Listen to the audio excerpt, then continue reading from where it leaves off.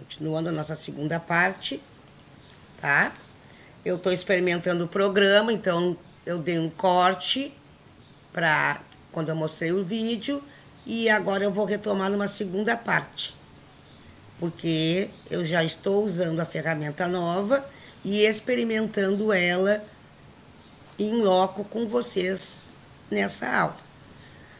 Então, voltando ao assunto, somos todos diversos, tá? Aqui. Somos todos diversos e essa é uma ótima notícia. Eu escrevi isso aí, porque eu ouvi naquela canção da Preta Gil com Gilberto Gil. Que triste seria se fôssemos todos iguais, né? Ia ser uma coisa tipo... Tem aquele desenho mesmo assim, eles não são tão iguais. Os Smurfs são todos azuis, né? Todos iguais. Mas diferente nos seus biotipos, nas suas qualidades, nas suas intelectualidades. Existe uma ordem aí nesse desenho. Mas não facilitou para eles terem todos a mesma cor de pele, azul. Porque as relações de poder, elas continuaram sendo exercidas uns pelos outros. Nós vamos voltar ao ambiente escolar, reconhecer que somos diversos é o primeiro passo. É importante saber que nós somos diferentes. Ignorar a desigualdade é visível e retardará os resultados alcançados por qualquer organização. Fazer de conta que não existe, isso não dá avanço, dá retrocesso. Eu botei uma nota ali de rodapé, que vocês vão ter acesso ao material, que fala sobre a lei das cotas. E a lei de cotas, ela não foi um retrocesso. Ela foi a hora que a gente deu o não aceitamos. Nós não aceitamos mais estar a 200 metros distante da linha de partida. Então, tem todo um percentual aí de estudantes que obtiveram um êxito antes uma situação da população negra antes das cotas, da lei de cotas, né? A lei 12.711 de 2012 e os avanços que a população negra teve após as cotas. E a lei 10.639, que é a lei que estabelece que seja feito o ensino dentro dos currículos oficiais da história e da cultura afro-brasileira, para alguns colegas isso foi desnecessário, mas passa aí a questão da neutralidade, que já falamos e já trouxemos vários exemplos em relação a isso. Então, todo o nosso esforço agora com esse novo pedagogo afrocentrado é fazer com que a Lei 10.639 seja instituída e que se experimente os resultados de uma população que está sendo valorizada em seus conhecimentos e na sua história passada. Uma população que vai passar a deixar de ser invisível. Ser visível aos olhos das nossas crianças negras e ser visível aos olhos das demais crianças e do mundo e da comunidade escolar. Então, a lei de cotas, ela consolidou uma série de medidas. Ela consolidou com o movimento negro, consolidou as lutas, ela promoveu inclusão de grupos que eram totalmente excluídos e ela mudou todo o processo histórico e dá uma nova dinâmica histórica de não exclusão, porque nós tínhamos uma dinâmica histórica que excluía e dizia que estava incluindo, e dizia: os negros não gostam de estudar, eles vão embora da escola. Não, não é isto. Mas toda aquela ação de neutralidade anterior e que mexe com o emocional do jovem, do adolescente, da criança, faz com que, logo que esse adolescente tenha uma certa autonomia e toda uma situação financeira também que se assola na família, ele opta por sair da escola. E isso tem a ver com a neutralidade. Então, é preciso que se coloque uma luz sobre a lei de cotas, é preciso que se coloque uma lume em todas essas mudanças que vêm ocorrendo de 2003 a 2012, e que Deus tal permita, Oxalá permita, a gente não precise mais de leis para garantir aquilo que é garantido na Constituição, que é direitos iguais para todos. Mas esse artigo da Constituição não foi suficiente. Então, é necessário que a gente se firme e se fortaleça na lei de cotas, na lei 10.000 também. Taxa de jovens negros no ensino superior avança, mas ainda é a metade da taxa dos brancos. IBGE, não temos que contestar. Jovens de 18 a 24 anos no ensino superior. E aqui estão os números entre 2016 e 2018. Tá? Então, pretos e pardos estão ali nessa média de 15% a 20%. Até menos. E 2017, muito pouco aumentou. De 16,8% para 16,7%. Ou seja, diminuiu. Houve uma queda. E 2018 para 18,3%. Contra 36,1%. E uma taxa de 2016 que vem crescendo significativamente. De 4% a 5% a cada ano, em relação à população branca, da mesma faixa etária. A linha de largada continua distante. O mito da neutralidade afasta seus inventores de suas patentes. O que você faria se você é o inventor, se você é o criador, e isso fosse lhe negado?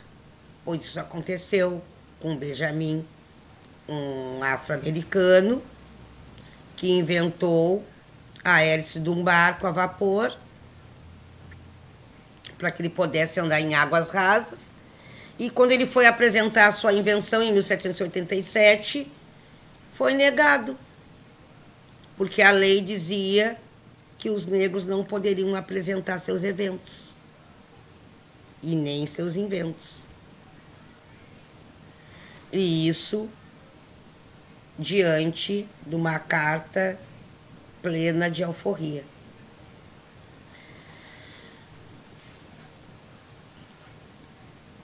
Não tenho o que dizer. Eu não tenho o que dizer. Eu trouxe o caso do Benjamin, mas existem vários outros casos. Existe o caso de uma equipe de mulheres negras que trabalhou na NASA e que projetou fez todo o cálculo de voo da nave que foi à Lua, do foguete. E elas trabalharam na NASA. Elas tinham uma sala e elas trabalhavam escondidas.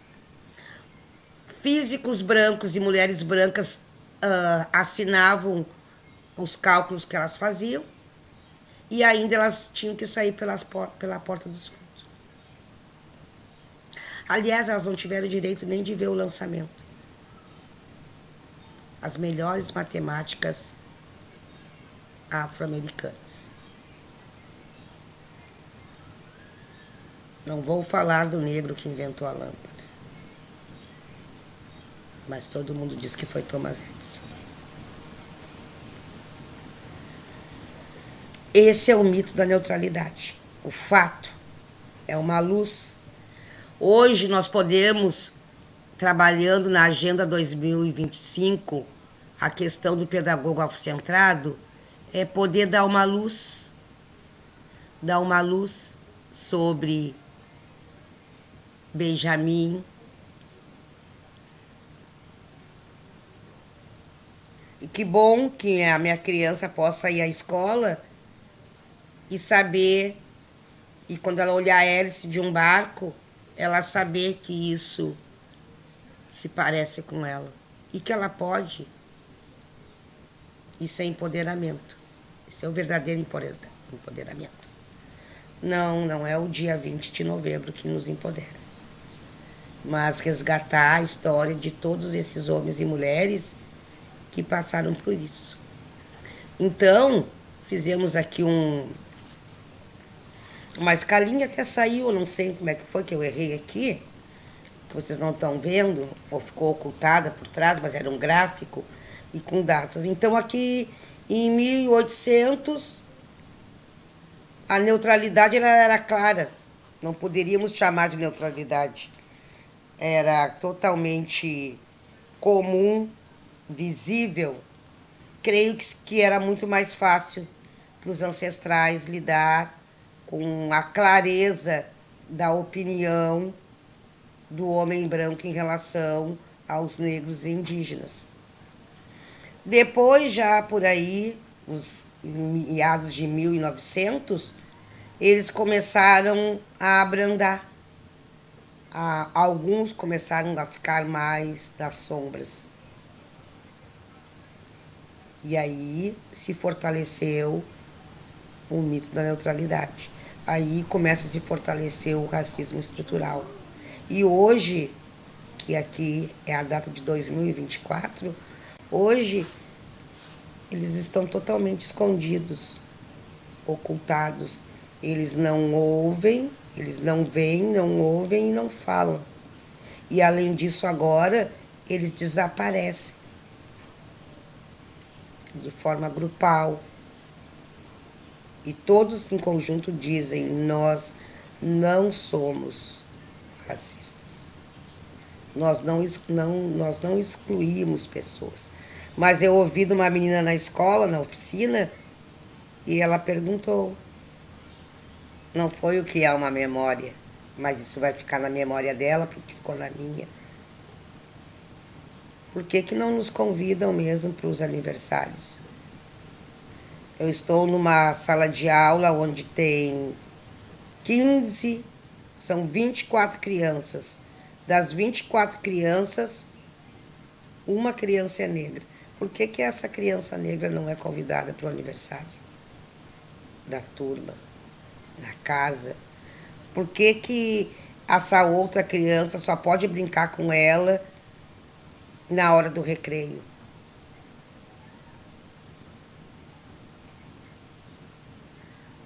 Num tempo eu me perguntei isso também. Agora eu estou fortalecida e eu sei que eu serei convidada para as festas e para os aniversários dos meus iguais. E não de pessoas do convívio cotidiano social. Porque a neutralidade, ela está aqui, ó. Ou a gente ouve: eu não sabia que tu queria ir, mas eu não me lembrei. mas eram muitas pessoas que eu já tinha que convidar, então eu não ia convidar todo mundo. Mas eu te adoro, eu sou tua amiga. Mas não vai ser possível eu te colocar no meu grupo familiar. Esse é o mito da neutralidade, que nos abate e nos assola. E que triste que isso esteja acontecendo ainda com as nossas crianças. Mas elas são educadas para isso. Acho que todos devem educar os seus filhos para isso. Dizer para eles quais são as festas que eles irão e quais são as festas que eles terão verdadeiro valor e estarem presentes. Então, hoje, trazer essa questão do mito da neutralidade é dar uma lume e poder ver claramente o que está acontecendo. É poder ver. Mas estar assim hoje, às escondidas, e esse desenho traz bem, é isso que nós chamamos de racismo estrutural. Então, um bom dia a todos.